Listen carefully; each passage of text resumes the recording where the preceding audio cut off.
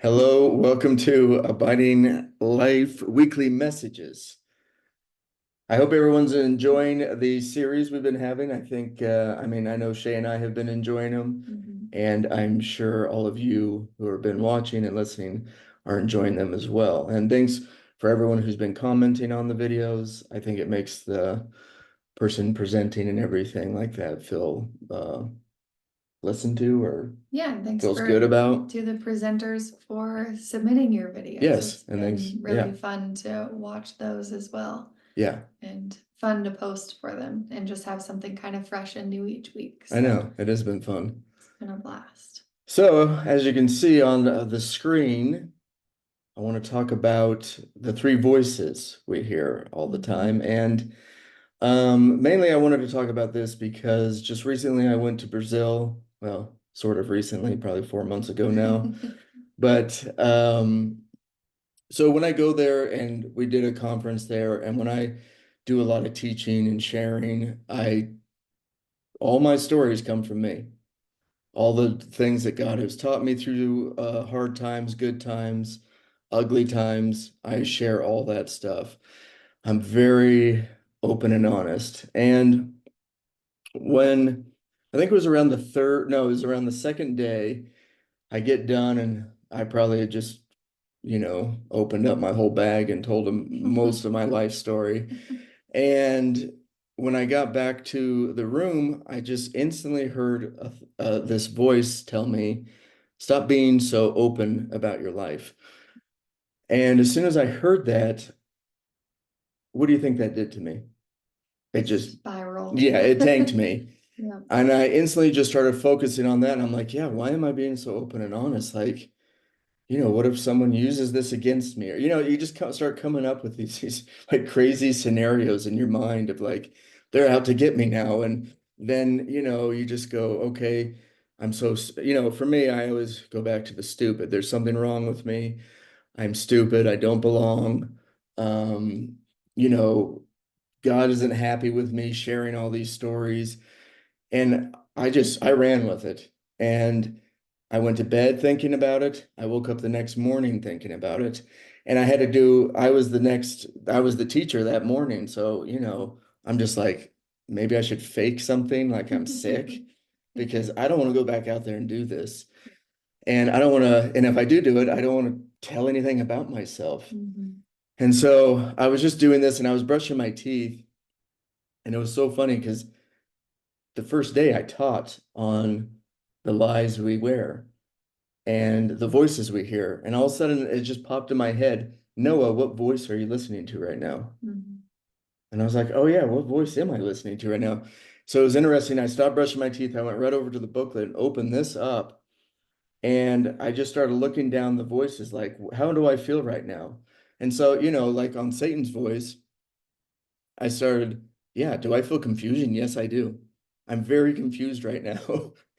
Accuser, yeah, I feel like I'm, being taking the blame for everything. Like there's something wrong with me. I shouldn't be in ministry for sure. Mhm.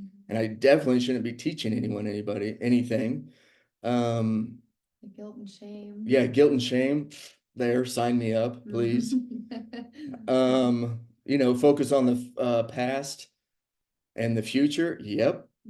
I was there all night. I barely slept because that's all I was thinking about. Um, but so, and then I went down this whole list. So then when I went down this whole list, I was like, oh my goodness, I've been listening to the wrong voice this whole time. And it's like, it's so funny, even though I teach it, I still get stumped. I still have that voice that says, you're doing something wrong, or no one cares, no one wants to listen to you. And so it was really interesting because I wanted to bring that into the light right away. So I went there to the conference in the morning and I told them the story I just told all of you right now. And it was it was kind of crazy because everyone was like, "What are you talking about? Your stories are actually what's helping us understand what's going on, and your stories are this and that." And I was like, "Oh, and it's just the missed opportunity I would have had if I Mhm. would have just faked something like, "Oh, I have a migraine, I can't go," you know. but I was just so happy I had this tool. And I think with the voices, and Shay, you can speak on this too if you want to, like for me, grew up dyslexic. So as soon as, and some people are just like dyslexic, who cares? Well, I cared because Satan made it a focus that I was a moron when I was a child, and I brought that into being an adult. So, and you're like, well, it's just a thought. We always have thoughts in our heads, and sometimes we run with them, sometimes we don't. But I remember having a thought like, you're so stupid. And I was like, man, am I really that dumb? Then you go to school around your peers, and people would walk by the special ed, room that we were at, and they would say not so nice words to us, like stupid, other words that I'm not going to use here, but they were very rude. And then you start going, oh, this stranger said it to me. It must be true. Because I've already have it in my head. I'm already thinking about it. Yeah, to confirm it. Yeah, now they just confirmed it for me. Now I'm going to run with it. And how many times do we do that? I mean, I guarantee I've said something to someone and it confirmed their lie, just as they've said something to me that confirmed my lie.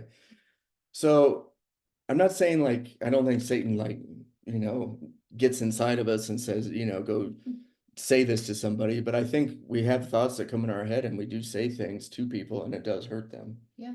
Even though we're not meaning to do that. But so, do you want to say anything on that? Well, I was just gonna say, you talked about this numerous times too, about just how Satan is not clever. And so many of us wear the same lies, whether it's we're not enough, we're not smart, we're not good looking, we're not capable, all of these things we all tend to wear because he only has a small bag of lies to tell Little us. tricks, yeah.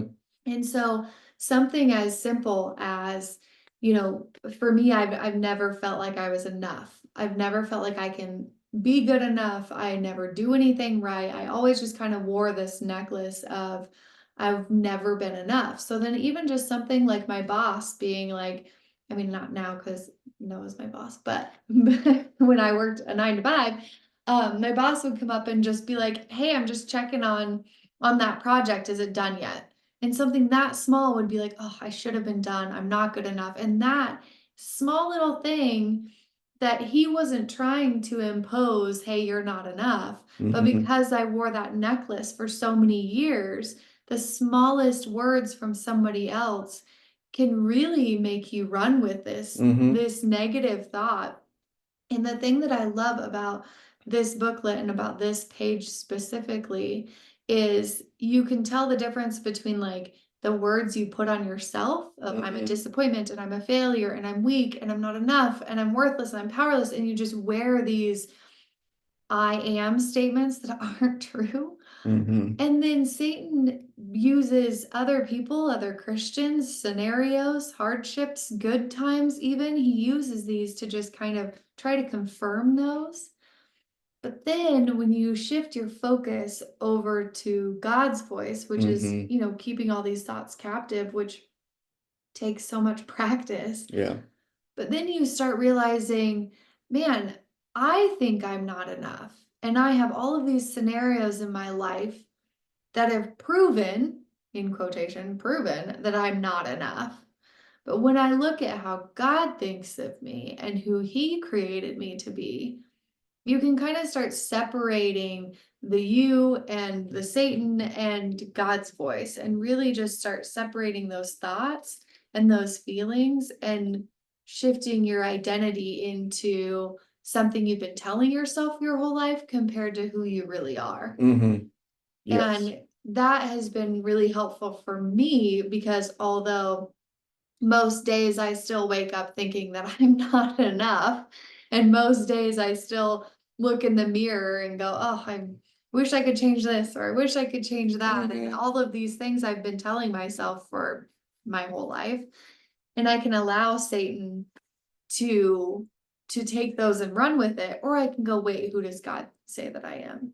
Yeah, exactly. I think that's the perfect talk you just had. I mean, then, you know, when I was in Brazil, I went to God. Okay, I need clarity, resolve, uh, trust in the moment, comfort. You know, I need to trust him in the moment while I'm going. And Exactly. I'm going to go to speak to his people, Yeah. right? And I think this list is so powerful to be able to go, wait, how am I feeling? Am I feeling rejected? Well, who's that from? Yeah, And really just sit in who God made us to be and who he says we are. And absolutely. then those negative necklaces that we wear. Yeah, so really, I just wanted to do a quick overall with or overlook of this, just because it helped me so much in Brazil and just even alone the confusion part. You know, I've in my life, I've been so confused before, and it's like, where is this coming from? It's coming from the enemy, Mhm. right? And with so many times, we just don't think of that. And I think that's the whole point of keeping your thoughts captive. Mhm. And I think this is just a little piece of paper that kind of helps you do that, just a day to day. And sometimes we run with it and go back to it. And that's what I do. We Mhm. even we're the ones who made the thing, and I still do it. Yeah, and I feel like if you have these brain patterns that we've created from childhood, most of us, and they're these neural pathways, and I won't even get into the science of it, but I feel like so often when I'm feeling down, Satan and I are such a great team Hmm. because I sit there going, man, I'm such a disappointment. And then I look for that. Yeah. And then I see proof of it. And then Hmm. he's like, yeah, see, you are a disappointment. And I'm like, Yeah. man, I just really suck. And then I see proof of that. And I have to break that team apart because you can just sit in that funk and just go Hmm. back and forth and back and forth and find the proof of our lives that prove these feelings that we're not enough or you're dumb or Hmm. whatever, but really just being able to separate from that and not saying that those are going to go away No. in the sense of like, it's not like you're going to sit there and go, oh, God says that I am perfectly and wonderfully made in his Yeah. image. I don't have any problems ever again. But it's just like you were saying, just like having that list to go to And separate where you're at and have your focus. yeah, and switch your focus. Mhm. Like, you know, I've always thought about this, like, here's a pencil here. Satan doesn't care what I add to this pencil Yeah. as long as I put it here. He does not care one bit what this is. No. Not at all. He just wants it to be here, so it's my focus and not Christ. As long as it separates you from Christ, Mhm. it does not matter what the message is. But we all have a message that we tie to things. Yes, absolutely. We all have a So you're bag. not alone in that. Just No. so you know, if you're looking at this list being like, wow, how'd they come up with these things that sound just like me? Yeah, Because we're all the we're same. all in there Yeah, we're all in and we it. all have things that Satan likes to use to prove that, We're not worthy. we're not worthy, that we're not God who doesn't God love says us. we Yeah, are. exactly. And we're perfect. Mm-hmm.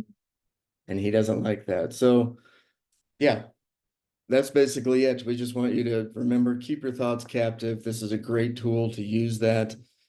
And yeah, just know that God wants a relationship with you. So thank you everybody for listening, and we'll see you again.